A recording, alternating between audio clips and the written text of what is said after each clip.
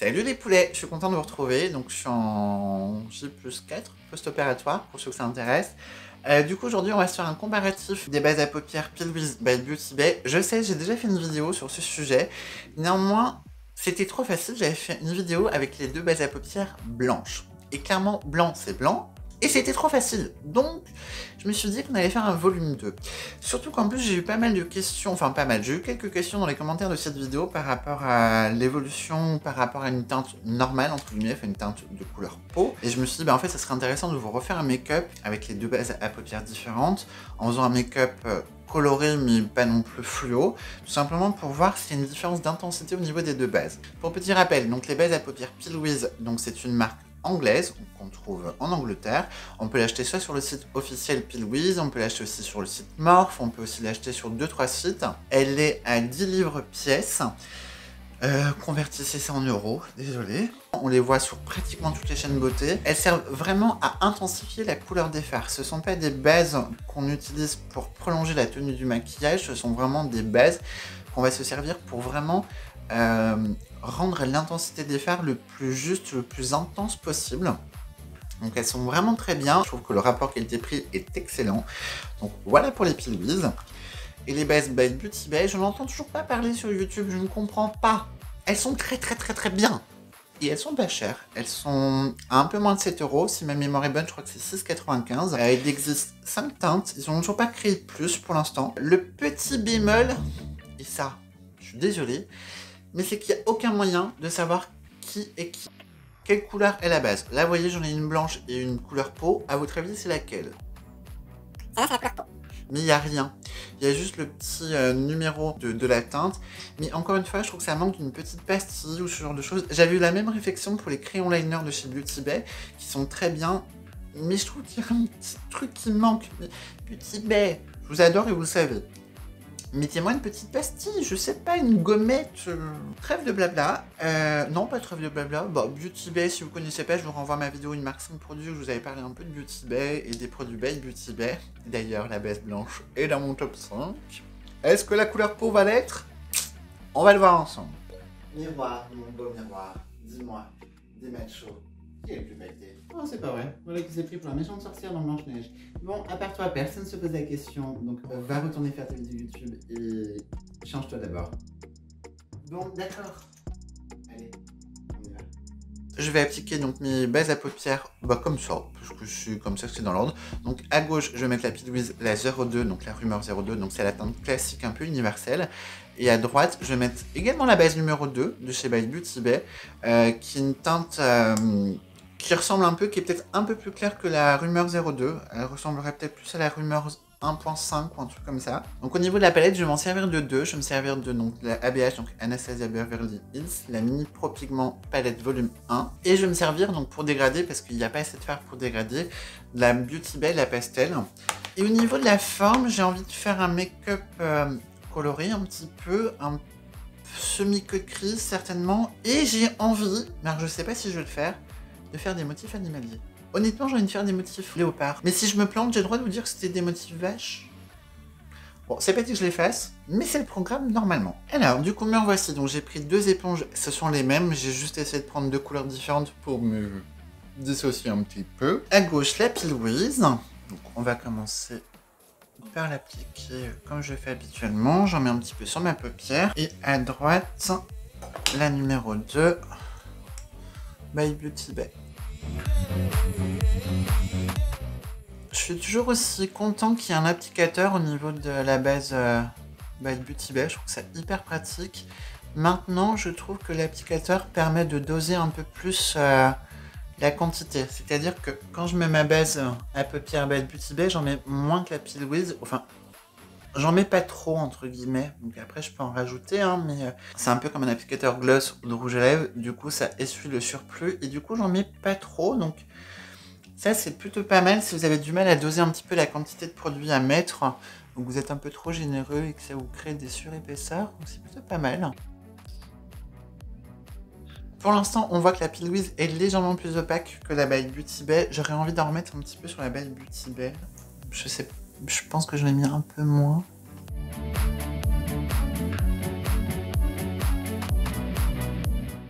Vous voyez, la numéro 2 est légèrement plus claire que la numéro 2 de la base à paupières P. Louise. Donc voilà. Pour un 207 de chez Adopt. Vous savez, mes petits pinceaux précision que j'aime beaucoup. Et je vais commencer par la teinte, la A1, donc la teinte corail. Alors attention, ce sont des pigments purs. Hein, c'est pigmenté, donc allez-y doucement. Donc je vais commencer à ce niveau-là. Là, je fais vraiment mon travail de faire comme je fais habituellement, c'est-à-dire je tapote. Et là, je vais pouvoir commencer à diffuser un peu ma matière. Je vais pas venir trop dégrader sur le haut parce que après je vais mettre une teinte de transition, mais je vais juste légèrement diffuser. Je reprends un autre pinceau propre. Je veux vraiment pas fausser les deux résultats. Pour vraiment voir voilà l'adhérence d'un côté et de l'autre. J'enlève les petites stries au fur et à mesure. Donc je viens prélever et je viens essayer de faire quelque chose de symétrique. Bah pour l'instant aucune différence. Je vois aucune différence des deux côtés. Je reprends mon autre pinceau. Je vais commencer à étirer un peu. J'étire vraiment en... j'étire ma matière, donc je ne fais pas la même intensité que j'ai au départ. Je vais vraiment l'étirer un peu. Pour dégrader cette teinte, je vais prendre la teinte orange de ma palette pastel. Pardon. Et je vais prendre... Oh, il est un peu morflé au séchage. Je prends un pinceau de chez Doll Beauty. C'est le DB13. Qui ressemble un peu au Zoeva. Mais il est un petit peu plus souple, on va dire. Pour dégrader, ça va être pas mal.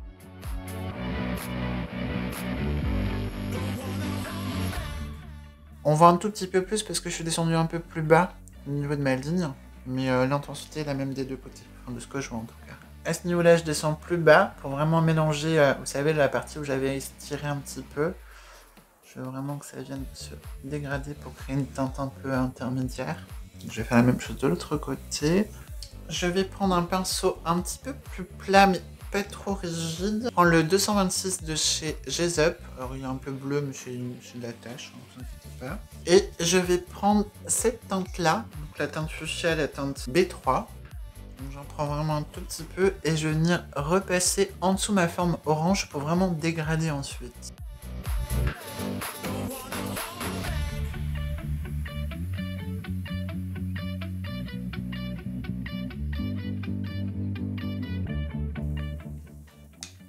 Je vais reprendre mes pinceaux, je reprends un tout petit peu de matière et je viens repasser par-dessus pour flouter un peu. Du coup, là, je voudrais nettoyer ma paupière pour vraiment avoir quelque chose de très propre. Et ensuite, après, je pense que je vais faire un dégradé de pastel. Je ferai un trait liner et sur mon dégradé de pastel, c'est là où je viendrai faire mes motifs animaliers potentiellement. Donc du coup, là, je vais prendre des pinceaux biseautés. Je commence avec la Beauty Bay parce que c'est celle que j'avais dans la main. J'en ai sur la tranche de ma main. Je prends un pinceau biseauté parce qu'en fait, c'est assez rigide, mais pas trop non plus. Et je vais venir préciser ma forme. Je sais pas qu'il y a besoin, mais j'ai envie de voir si vraiment par-dessus ça vient bien nettoyer ou pas. C'est un bon test pour voir au niveau de l'opacité. Ça marche très très bien. Donc je reprends ma petite éponge. Je prends un petit pinceau sans matière. Ça va me permettre également de voir si en superposition l'un craquait plus ou l'un bouge plus que l'autre. Donc je prends le même pinceau mais propre, enfin c'est le même d'une autre collection by Beauty Bay. Et je vais mettre ma base à paupières à côté de l'autre.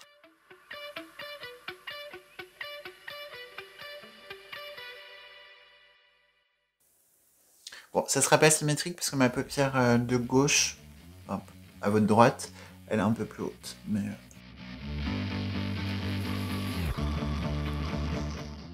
du coup, je prends un 231 de chez Zoeva et je prends la teinte jaune, donc la teinte First Light.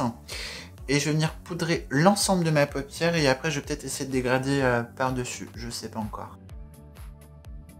Donc là, si je voulais vraiment l'intensité du jaune, je l'appliquerai avec un pinceau plat pour vraiment l'appliquer en aplat. C'est pas forcément ce que je veux faire là, je veux juste poudrer ma paupière et ensuite j'aimerais dégrader un petit peu. De toute façon, si je voulais l'intensité du jaune, je l'aurais fait avec une base blanche pour vraiment intensifier, ou une base jaune d'ailleurs. Je tourne mon pinceau, je fais la même chose de l'autre côté, je vérifie mes petites stries, c'est bon.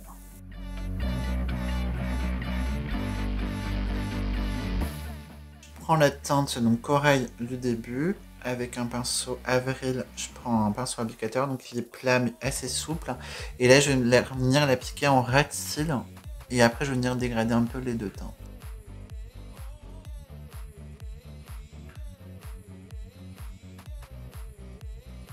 Je reprends mes petits pinceaux 207 de tout à l'heure, qui contiennent la teinte, et je vais venir dégrader.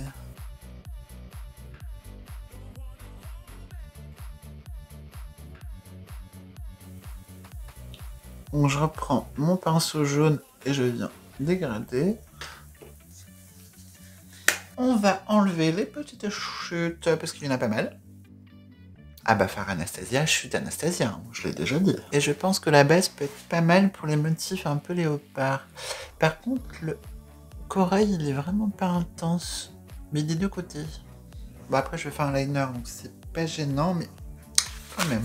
C'est le moment où je voudrais faire des motifs animaliers. Après je vais reprendre un liner jaune pour casser un petit peu la liaison, et un orangé pour liner en dessous des yeux. Donc là je vais prendre mes liners de chez Suva, un petit peu d'eau, un pinceau assez court, donc c'est un pinceau moi que j'ai pris sur un kit de pinceaux AliExpress, donc là c'est le 4.0 ou le 5.0, donc qui est assez fin, assez précis.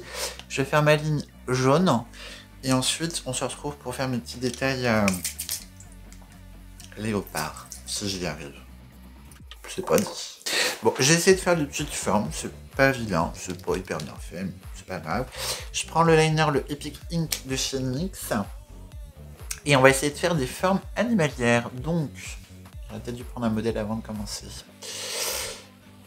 Pourtant, je regardais quand même suffisamment de vidéos de Marion qui le faisait, mais bon allez, on y va. Alors...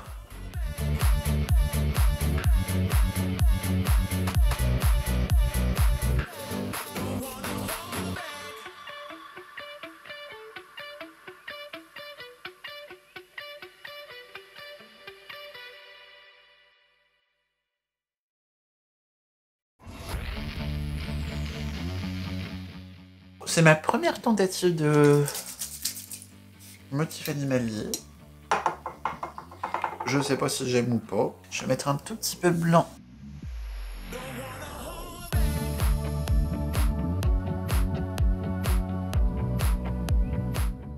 Je vais mettre un crayon dans ma muqueuse, donc c'est un crayon Yves Rocher, donc c'est un jumbo. C'est le seul orange que j'ai.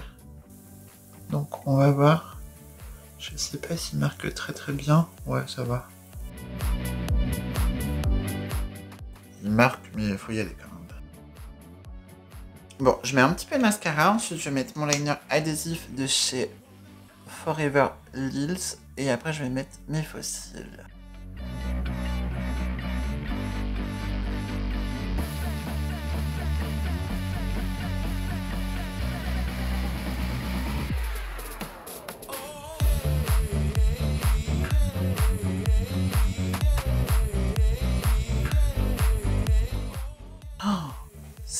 Oh.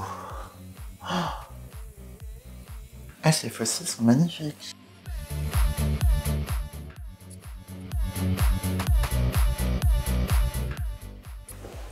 Ah, ils sont super beaux ces fossiles. Ils sont très légers. Alors, du coup, au niveau du mascara, donc j'ai mis le nouveau de chez Maybelline, qui est très bien. J'aime beaucoup la brosse, elle est flexible, elle est pas trop épaisse, donc franchement, c'est un bonheur à travailler.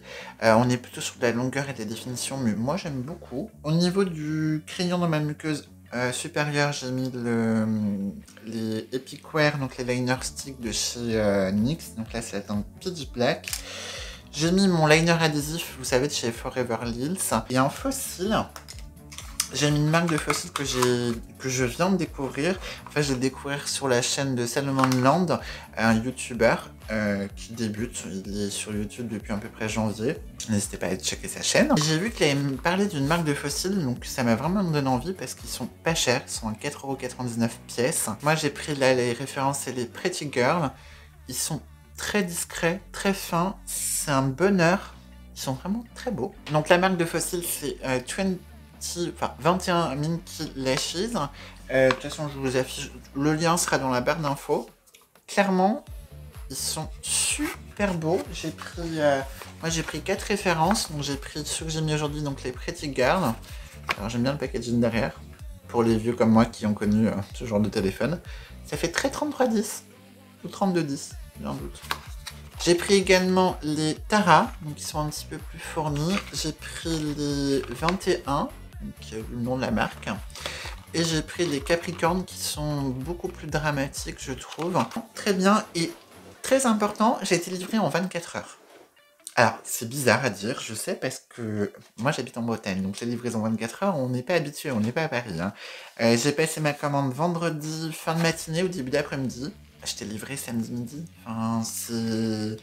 Voilà. Et franchement, ils sont très beaux, très confortables, très légers, vraiment pas chers, mais vraiment, vraiment, vraiment pas chers.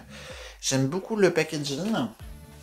L'envoi se fait dans une petite enveloppe rouge et j'ai reçu avec un petit mot de, voilà, de la personne qui fait, donc je suis pas du tout payé pour en parler, mais vous savez que je suis un fan de Bonplan, et moi je suis désolée, mais des fossiles à 4,99 qui sont très beaux, très légers, c'est parfait. Il y a juste mon coin interne où j'aurais peut-être dû couper un peu, ça me le fait sur certains fossiles où la bande elle va un petit peu dans mon coin interne, mais bref, c'était pas le sujet de cette vidéo.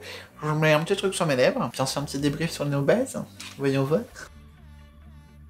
Alors, on se fait un petit point au niveau donc des deux bases à paupières. Alors clairement, au niveau de l'intensité des fards, il n'y a pas de différence. Enfin, moi je vois vraiment pas de un côté qui est plus fade ou moins intense que l'autre. Je trouve qu'on a vraiment un rendu des fards qui est tout aussi intense des deux côtés, sachant que j'ai travaillé avec des textures de pigments purs, j'ai travaillé avec des pigments pastels, donc j'ai pris des produits qui sont pas évidents à travailler. Mais écoutez, les deux sont bien.